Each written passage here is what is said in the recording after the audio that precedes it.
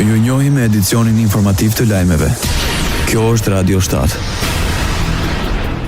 Kryetari i Kuvendit të Republikës Maqedoni Severiut Afrim Gashi firmosi 11 janarin si datë për zgjedhjet lokale për 4 komunat: Gostivar, Mavrov, Rostush, Vrapçisht dhe Qendër Zhup. Në 19 tetor, në raundin e parë të zgjedhjeve lokale në këto komuna nuk pati dalje të mjaftueshme të qytetarëve. Pritet që Komisioni Shtetëror i Zgjedhjeve të fillojë përgatitjet për votimin e përsëritur në këto komuna.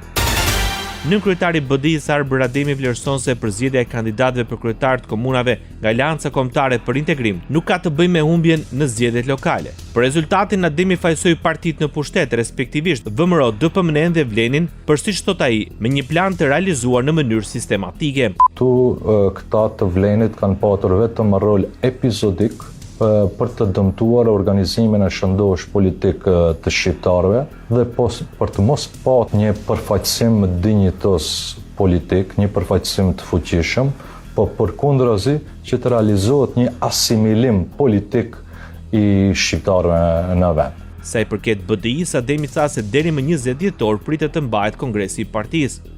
Po të gjitha informacionet të cilat do t'i kemi do t'i ndajmë me ju dhe me mbar opinionin me kohë.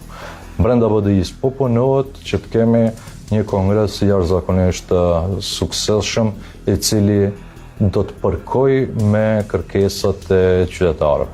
Ishte Arber Ademi nga Bashkimi Demokratik për Integrim. Rajoni.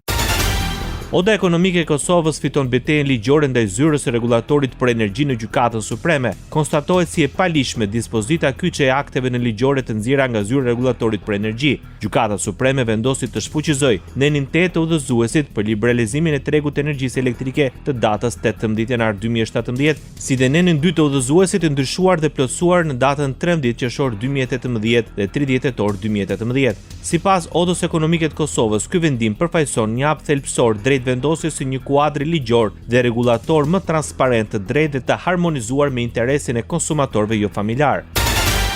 Presidentja e Kosovës Vjosa Osmani përgënjeshtron informacionet se çështja e themelimit të komisioneve ku do të votojë për buxhetin e Kosovës është e pamundur. Sipas saj, mënyra e vetme për të gjetur zgjidhjen për pagat e punëtorëve të Radio-Televizionit të Kosovës dhe për buxhetin 2026 është formimi i komisioneve. Presidentja sërish u ka bërtirë deputetëve të secilës parti që ta zhbllokojnë këtë çështje. Radio 7, zëri pozitiv i qytetit.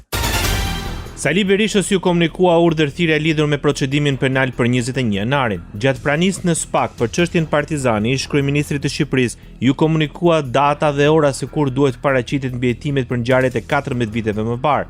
Ish kryeministri ishte në ambientet e SPAK në zbatim të masës detyrim paraqitje. 4 protestues mbetën të vrarë nga ajo protestë në bulevardin Dëshmorët e Kombit. Kreu i opozitës Sali Berisha fajsoi organet e hetimit për tirin e tij më herët për të dëshmuar për ngjarjet e 21 janarit 2011. Një radhë parë shtrop pyetjen pse nuk u thirr Sali Berisha 12 vite pasi iku nga pushteti. Kush e pengoi? Nga viti 2013, çështja është hetuar, ishte duke nga 2013 agjer para 2 javësh. Pse nuk u thirr? Kush e pengoi? Cili institucion kontrollon se Sali Berisha? Ina Ramën apo Arta Marku? Asnjë. Nuk u thirra as dhe një herë të vetme. Dhe në rast se do thirresha, pa diskutim, se unë do paraqitesha. Sipas ish kryeministrit, socialistët kanë patur frikë nga dëshmitë e tij. Nuk u thirra se kishin frikë nga dëshmitë e mia. E tëra është kjo, nuk jam thirrur se kishin frikë nga dëshmitë e mia. Dhe prap kanë frikë. Çfarë ishte ajo? Protesta më e dhunshme në historinë e vendit. Ishte Sali Berisha. Ndoqët lajmet shkurt në Radio 7, zëri pozitiv i qytetit.